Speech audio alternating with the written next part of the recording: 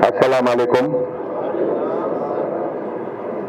जनाब हतावत अली साहब, जनाब मौलाना वहीदुद्दीन हैदर जाफरी साहब किबला, जनाब तकी आगा साहब किबला, जनाब डॉक्टर निसार हुसैन हैदर आगा साहब किबला, जनाब मिर्जा रियाजुद्दीन हसन अफंदी साहब, जनाब अहमद पाशा कादरी साहब, हमारे GHMC के कलीग जनाब सम्राट अशोक साहब, हैदराबाद सिटी पुलिस के हमारे कलीग ऑफिसर्स श्रीमती शिखा गोयल, चौहान साहब, हमारे सभी joint commissioners, east zone Ramesh Reddy साहब,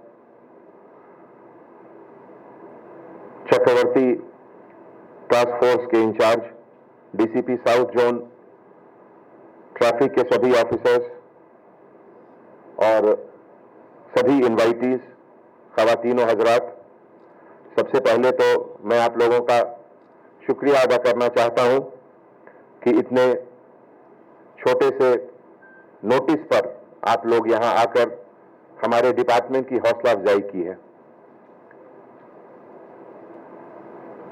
दोस्तों, हैदराबाद शहर हिंदुस्तान का एक नगीना है। इसका कंपैरिजन किसी शहर से करना हैदराबाद की बेइज्जती करना है। हैदराबाद आज से ही नहीं, जब से यह जगह आबाद हुआ, कुछ खासियत है इस शहर की कि जो मुसाफिर भी यहां आते हैं वो यहीं के हो जाते हैं और यहां से फिर वो वापस कहीं नहीं जाना चाहते हैं।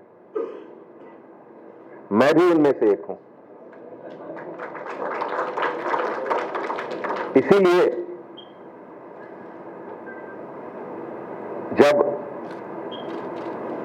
इंसानियत जज्बातों की चर्चा होती है और जब इस तरह के मौके पे हम लोग हर साल जमा होते हैं तो ये जज्बात हम लोग को जोड़ता है और इस जोड़ने के जज्बात में इतनी ताकत है कि रास्ते में आए हुए जो भी रुकावटें कभी आती हैं उसको ये ताकत से हम लोग हटा सकते हैं। मैं करबला को इस नजरिए से देखता हूं। दोस्तों, पिछले साल जहां तक मुझे याद है, हिंदुस्तान में शायद कहीं जुलूस नहीं निकला था, लेकिन हैदराबाद में निकला था। ये आपकी मोहब्बत और आपके रहबरों की ताकत, हम लोग मिलकर ये काम किए थे। इसलिए आप गवर्नमेंट को, डिपार्टमेंट को, अपने लीडर्स को इसका मिलजुल का शुक्रिया अदा करें। इसके साथ आने वाले मुहर्रम के मौके पर जब आज हम लोग यहां सलारजंग के इस ऑडिटोरियम में जमा हुए हैं तो मैं तमाम पुलिस ऑफिसर्स और पुलिस डिपार्टमेंट की तरफ से जनाब तुराब अली खान, जिन्हें सलारजंग की टाइटल से नवाजा गया था, उनको सलाम करता हूं, क्योंकि उनके प्राइम मिनिस्टरशिप में एडमिनिस्ट्रेटिव रिफॉर्म्स और जुडिशियल रिफॉर्म्स बहुत बेहतरीन हुई थी और वो अपने समय से आगे का मसला था। हिंदुस्तान में उस समय एडमिनिस्ट्रेटिव रिफॉर्म्स और जुडिशियल रिफॉर्म्स बहुत जगह नहीं हो रहे थे, लेकिन यहां उस समय हो रहा था। इसलिए आज जब हम लोग हर साल यहां जमा होते हैं तो मैं बहुत वाजिब समझा कि उनको आज याद किया जाए और हैदराबाद शहर के तरफ से शुक्रिया अदा किया जाए उनको। दोस्तों, हमारे बुजुर्ग, जब भी मैं उनके बगल में बैठता हूं तो कुछ सीखता हूं। गम इस बात का रहता है कि बहुत कम मौका मिलता है मुझे बगल में बैठने का। आज भी उन्होंने मुझे 3-4 वर्ड्स के मीनिंग और कुछ अल्फाज बताए जिसको मैंने नोट किया। स्कूल में एक हमारे टीचर हुआ करते थे, साइंस का एक सब्जेक्ट था जिससे जुड़ा हुआ इलेक्ट्रिसिटी का भी सब्जेक्ट था। तो वो एक एग्जाम्पल उन्होंने दिया जो मुझे आज उसका हकीकत महसूस हुआ कि जब कभी भी आप किसी बड़े वाटर टैंक के बगल में रहोगे और उसका पाइप कनेक्शन किसी छोटे वाटर टैंक में रहेगा तो पानी ऑटोमेटिकली ऊपर से नीचे आ जाएगा। तो हमारे बुजुर्ग वही वाटर टैंक में मानता हूं सबको।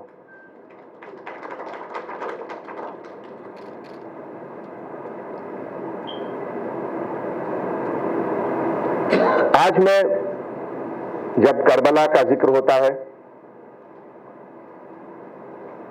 इमाम हुसैन अलैहिस्सलाम का जिक्र होता है, तो ये केवल हर साल करबला को याद करने का समय मैं नहीं समझता हूं। मुझे तो लगता है कि हर साल करबला से एक नई चीज निकलती है जिसका आज की तारीख में रेलिवेंस पहले से ज्यादा है। केवल उस समय की इंसिडेंट्स को, घटनाओं को याद करना या मातम करना वो एक चीज है। उससे बड़ी चीज है कि आप उसको आज अपने अंदर और अपने आजू बाजू में कैसे इंटीग्रेट कर सकते हैं। एक बुजुर्ग ने मुझे बताया था कि करबला में बहुत लोग मरे, बहुत तकलीफ के बाद, बहुत दर्द के बाद। पानी की कमी बहुत बड़ी चीज होती है। शायद आप और हम उसकी अहमियत यहां नहीं देते हैं। मुझे होटल में बहुत खराब लगता है कि बहुत लोग एक बोतल पानी खरीदते हैं और एक घूंट पीकर छोड़ देते हैं। शायद उनको पानी की अहमियत नहीं मालूम है कि आज भी दुनिया में ऐसे बहुत जगह है जहां एक बूंद पानी के लिए भी लोग तरसते हैं। हमारे एक बुजुर्ग ने बताया था, हजरत जैनुल आबदीन के बारे में। अगर मुझसे कुछ गलती होगी तो माफ करिएगा। मैं बहुत कम लोग बचे थे करबला के बाद, जैनुल आबदीन उसमें से एक थे और लगभग 20 साल वो रहे उसके बाद बहुत गम में। और जब भी उनके पास पानी का ग्लास लाया जाता था पीने के लिए तो उनके आंख से आंसू निकलते थे। 20 साल तक यह सिलसिला जारी रहा। जब भी वो पानी पीते थे, जिंदगी के लिए पानी पीना तो जरूरी है, उन्हें याद आता था करबला का वो वाकया जब एक एक बूंद के लिए, पानी के लिए लोग तड़प रहे थे। ये जज्बात है मुहर्रम का, ये जज्बात है करबला का। ये चीज हम लोग को अपने अंदर रखना चाहिए। अरबईन में शायद 20 मिलियन, 2 करोड़ लोग आते हैं। आप सोच सकते हैं उसका अंदाजा? ऐसा कोई जगह इस धरती पर जहां 2 करोड़ लोग आए, सोचिए। और एक पुलिस ऑफिसर होने के नाते तो मुझे लगता है कि उसका बंदोबस्त कैसा होता होगा। वहां के जो भी इंचार्ज रहते होंगे ट्रैफिक के, बंदोबस्त के, कितनी बड़ी चैलेंज है उनके लिए ये। तो ये सब चीज इसलिए भी जरूरी है। आप में से बहुत लोग लकी हैं जो कि वहां गए होंगे, देखे हैं क्या होता है। मैं तो हर चीज को एक ऑब्जर्वर, एक ऐसा इंसान जो उससे बहुत स्ट्रेंथ, बहुत ताकत लेता है, वो पाता हूं अपने आप को। हम लोग आज के वक्त में हमारी प्रेजेंस, हमारी हैसियत बहुत छोटी है। जो लोग कहते हैं न तू खुदा है न मेरा इश्क फरिश्तों जैसा, न तो आज इमाम हुसैन के जैसे कोई लोग हैं, न तो कोई हजरत अब्बास के जैसे लोग हैं। बहुत छोटे लोग हैं हम लोग। लेकिन हम लोग भी हर दिन करबला को देखते हैं। करबला का वाकया मतलब ये नहीं कि 100 साल, 400 साल पहले, 1400 साल पहले ये वाकया हुआ, नहीं। आज भी जहां भी जंग हो रहा है जस्टिस और इनजस्टिस के बीच में, तो वहां करबला है। आज भी हर इंसान के अंदर करबला है। शायद ही कोई इंसान है जो कि अपने आप को ऐसा मानता है कि उसके अंदर केवल अच्छी फीलिंग्स ही आती हैं। नहीं, हो ही नहीं सकता है। इंसान है तो उसके अंदर कमी होगी। अगर इंसान अच्छा है, उसके अंदर कुछ बुराई भी होगी। अच्छे और बुरे इंसान में फर्क यही है कि अच्छे इंसान में अच्छाइयों का परसेंटेज ज्यादा है, बुराइयों का परसेंटेज कम है।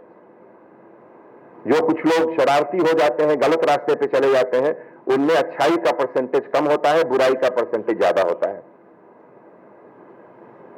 इसीलिए हर दिन हमारे अंदर करबला है। अभी हमारे डिपार्टमेंट में एक सिलसिला है, हर दिन सुबह 8 बजे से 9 बजे हम लोग टेली कॉन्फ्रेंस पे सभी लोग बात करते हैं एक दूसरे से, सभी हमारे सीनियर ऑफिसर्स। आज एक वाकया सुनकर मुझे थोड़ा अच्छा नहीं लगा। एज ए पुलिस ऑफिसर तो मेरा काम ही है क्राइम के बारे में जानना और चर्चा करना, लेकिन कल एक चेन स्नैचिंग हुआ। सेंट्रल जोन के ऑफिसर शायद यहां नहीं आ जाए हैं। चेन स्नैचिंग, एक खवातीन जा रही थी और उनका गोल्ड चेन बाइक पर आकर 3 लोगों ने छीन लिया। जैसा कि आप जानते हैं, हमारे यहां बहुत टेक्नोलॉजी से है, कैमराज हैं। करीब 8 से 10 घंटे लगे उस केस को डिटेक्ट करने में और तीनों लोग पकड़े गए। बहुत तकलीफ के साथ कहना पड़ रहा है, ये तीनों 17 साल के बच्चे हैं। 17 साल के बच्चे हैं और चेन स्नैचिंग कर रहे हैं, काला पत्थर के रहने वाले। उसमें से एक गांजा पीता है। ये मैं समझता हूं ये केवल क्राइम और पनिशमेंट का मसला नहीं है। वो कोई बहुत बड़ा कोई क्रिमिनल, कोई गैंग नहीं है वो। अगर 17 साल के बच्चे के अंदर ये ख्याल आ रहा है कि वो चेन स्नैच कर ले, तो ये क्राइम से ज्यादा बड़ी चीज है। ये हम सबके ऊपर एक क्वेश्चन मार्क लगाता है। क्या हम तब सिखा रहे हैं उनको, क्या तरबियत दे रहे हैं बच्चों को?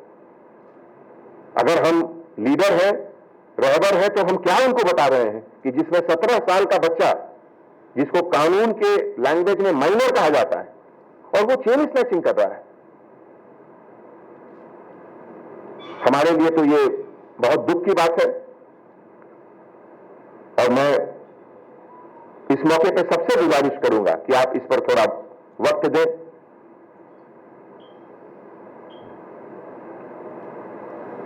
करबला का एक मकसद मैं ये भी समझता हूं कि आपके अंदर, कुछ लोग हमसे पूछे 2 साल पहले का वीडियो देखकर, मातम खूनी मातम का प्रोसेशन ओल्ड सीसी से निकल रहा था, उसका वीडियो बहुत लोग सोशल मीडिया पे जाता है, यहां से भी लोग गया वीडियो, सब लोग देखे। बहुत लोग जो वाकिफ नहीं है बहुत चीज से, हमसे पूछे, अरे तुम वहां के कमिश्नर हो, ये क्या हो रहा है वहां, देखो ये कैसा लग रहा है, वहां लोग अपने आप को फ्लैजलेट कर रहे हैं, खून निकल रहा है, क्या ये क्या है? उनको मैं 2 चीज बताया कि जैसा मैं समझता हूं, फिर मैं माफी चाहूंगा अगर हमसे कुछ गलती हो तो माफ करिएगा। मैंने उनको समझाया कि दर्द और तड़प यही एक ऐसी चीज है जो अल्लाह सुब्हाना तआला ने केवल इंसानों को दी है। जानवरों में दर्द और तड़प है, लेकिन अपने लिए। दूसरे के दर्द को देख के उन्हें वो दर्द नहीं है, लेकिन इंसान में होता है वो। और इसीलिए अगर हम करबला को याद करते हैं तो केवल उस समय के वाकयों को लेकर अपने अंदर दर्द और तड़प दिखाते हैं, वही नहीं है।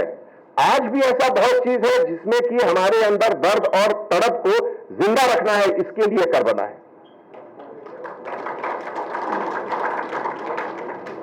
अभी पिछले 1.5 साल से कोरोना का वेव आ रहा है, फर्स्ट वेव, सेकेंड वेव, पता नहीं थर्ड वेव आता है या नहीं आता है।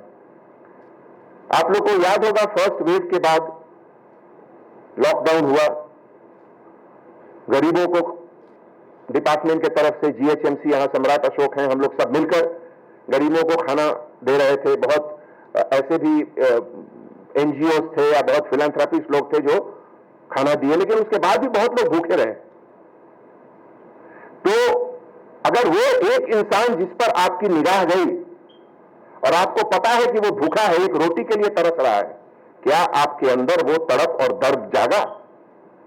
अगर वो तड़प और दर्द जागा तो आपके अंदर करबला आज भी जिंदा है। और अगर उस गरीब इंसान की भूख को देखकर आपके अंदर का दर्द नहीं जागा, तब आप कितना भी करबला मातम करें मुहर्रम का, हमारे हिसाब से वो बेकार है फिर। और इसीलिए मैं हैदराबाद के उन तमाम हजारों लोगों को शुक्रिया अदा करता हूं जिन्होंने, हमारे यहां सभी ऑफिसर मौजूद हैं, हर ऑफिसर ने इतने बेहतरीन काम किए उस समय पुलिस स्टेशन लेवल पे। जिनके पास भी जो भी पैसा है, अमीर लोग, मिडिल लेवल के लोग, लोअर मिडिल लेवल के लोग, 500 रुपए 200 रुपए लोग कंट्रीब्यूट किए कि गरीबों को खाना खिलाओ। 7 लाख से ज्यादा माइग्रेंट लेबरर हैदराबाद में थे और मुझे लगता है कि शायद ही कोई भूखा रहा। तो मैं इन सब को मानता हूं कि ये सब हुसैनी है और इसलिए मैं कहता हूं कि हैदराबाद का कंपैरिजन कभी किसी शहर से मत करिए। आज भी देखिए बहुत जगह कोरोना ऊपर जा रहा है, बहुत तरह तरह की बातें हो रही हैं, लेकिन जो भी रहे हैदराबाद अभी भी बेहतर है, बहुत बेहतर है दूसरे जगह से।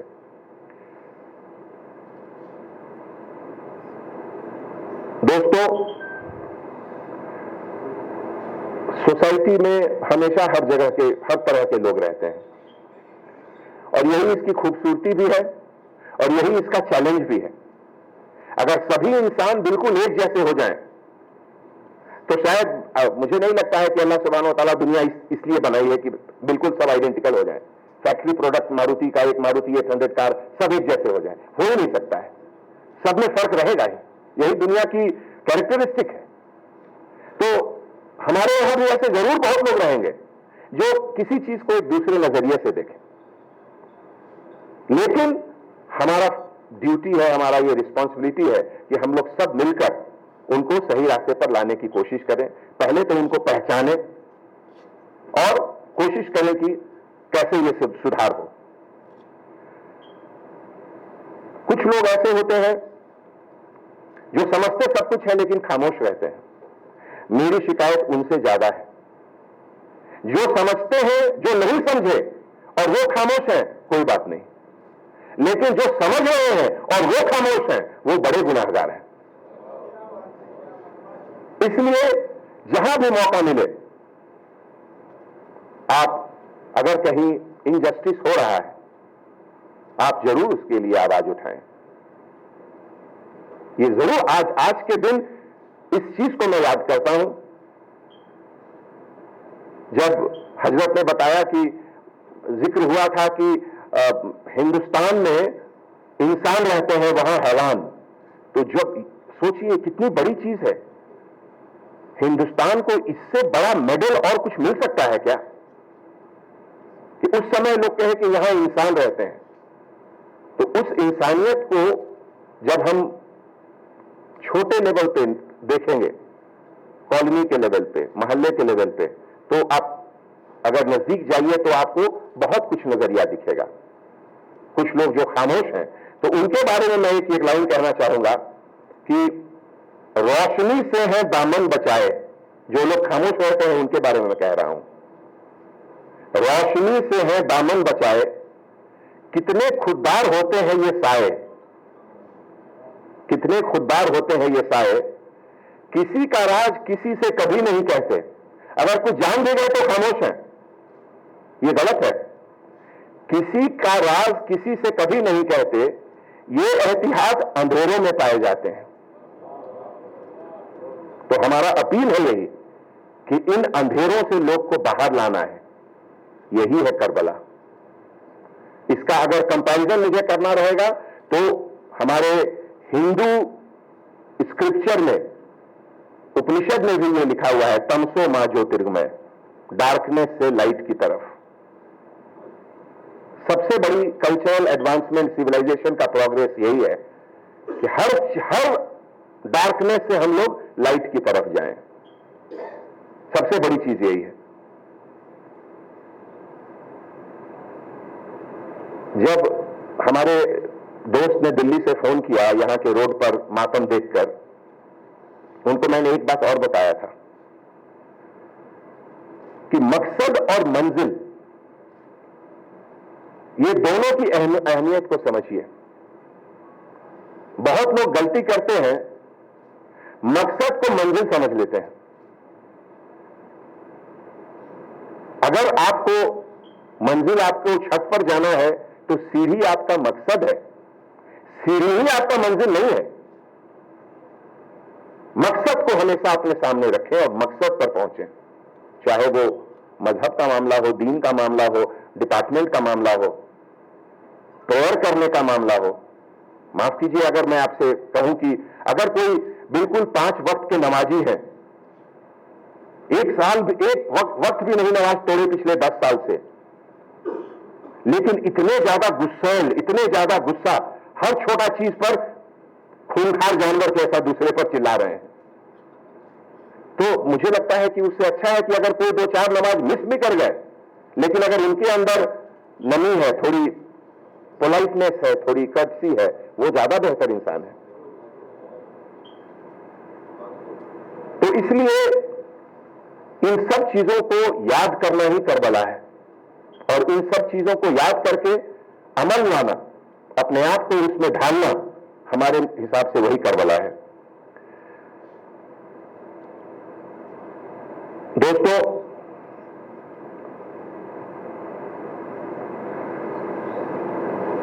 एक ऐसा चीज है जिसके बारे में अभी अखबारों में कुछ दिनों से आ रहा है, और खास करके अगर आप इंटरनेशनल न्यूज़पेपर देखिए, वॉशिंगटन पोस्ट, न्यूयॉर्क टाइम्स, ये सब जो बड़ी बड़ी अखबारें हैं, लंदन टाइम्स, एडिटोरियल उसमें लिखी जा रही है। ये ऐसा कंटेम्प्रेरी सब्जेक्ट है, इसमें बहुत लोग बात करने से घबराते हैं, लेकिन मैं समझता हूं कि आप लोग सब हमारे अपने हैं, हम लोग सब एक परिवार के हैं, इसीलिए मुझे कोई हेजिटेशन नहीं है बात करने में। बस यही है कि अगर कुछ गलती जुबान से निकल जाए तो माफ कर दीजिए। अमेरिका अब अफगानिस्तान से निकल गया, अब क्या होगा अफगानिस्तान में, इसको लेकर बड़ी बड़ी आर्टिकलें लिखी जा रही हैं। बहुत बड़ा मसला आ गया ये। और उसमें एक आर्टिकल लिखा हुआ था कि उसमें एक शायद वो पर्शियन या अरबिक वर्ड है, बुत Shikhar, breaker of the idols, ये अरबिक है पर्शियन है, जो पर्शियन वर्ड है, बुत शिखन। मुझे लगा, मैं वो डिक्शनरी देखा तो उसके बाद मुझे लगा कि नहीं, ये तो वर्ड बड़ा अच्छा है, इसके बारे में हम इस वर्ड को कैसे समझते हैं, मेरा नजरिया क्या है। मेरे मुताबिक दुनिया में जितने बड़े बड़े बुत हमारे अंदर हैं, उतने बड़े बुत बाहर नहीं हैं। हमारा ईगो सबसे बड़ा बुत है। हम किसी की तरक्की को देख के जलते हैं, वो बहुत बड़ा बुत है। हम गरीबों को देखकर या अपने से छोटों को देख के अपना बड़प्पन दिखाते हैं, वो बुत है। तो पहले उस बुत को खत्म कीजिए। अगर आप बुत शिखन है तो पहले उस बुत शिखन को खत्म करके उसका बात करिए। मेरे हिसाब से यह करबला है। दोस्तों,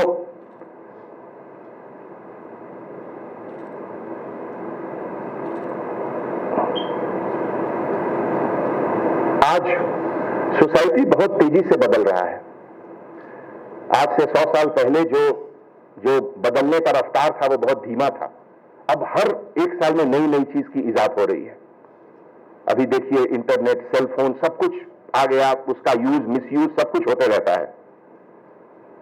ऐसे में आने वाली नस्ल को आपसे क्या मिलना चाहिए, और आने वाली नस्ल को आप एक सही डायरेक्शन कैसे दे रहे हैं, इससे बड़ी चैलेंज दुनिया में अभी कुछ नहीं है। इसके लिए पहले तो अपने आप को बिल्कुल प्यूरिफाई करना है किसी भी तरह से। हर मजहब का सब्सटेंस यही है। एक ग्रीक फिलॉसफी में भी एक वर्ड यूज होता था, कैथारसिस, सेल्फ प्यूरिफिकेशन, कि अपने आप को आप कैसे बेहतर से बेहतर इंसान बना रहे हैं, जिसमें कि आप एक दिन अपने आप को करीब समझें इंसान कामिल के। ये बहुत जरूरी है। बाकी सब चीज आता है, कभी सैलरी 10,000 एक्स्ट्रा मिलेगा, कभी सैलरी 5,000 कम मिलेगा, ये सब चलता रहता है। हमने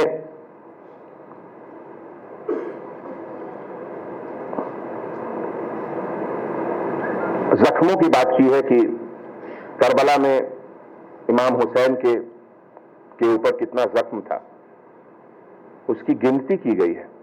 उनके घोड़ों के ऊपर कितने जख्म थी, उसकी गिनती की गई है। शायद ही कोई इंसान है जिसकी जिंदगी में जख्म नहीं मिले हैं। आज गरीब का जख्म और अमीर का जख्म, क्या दोनों के दर्द में फर्क है? मेरे मुताबिक से फर्क है इसमें।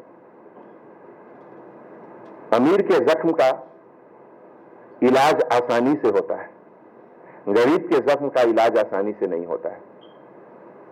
इसलिए आज हम लोग जब यहां जमा हुए हैं और हम लोग बात करते हैं कि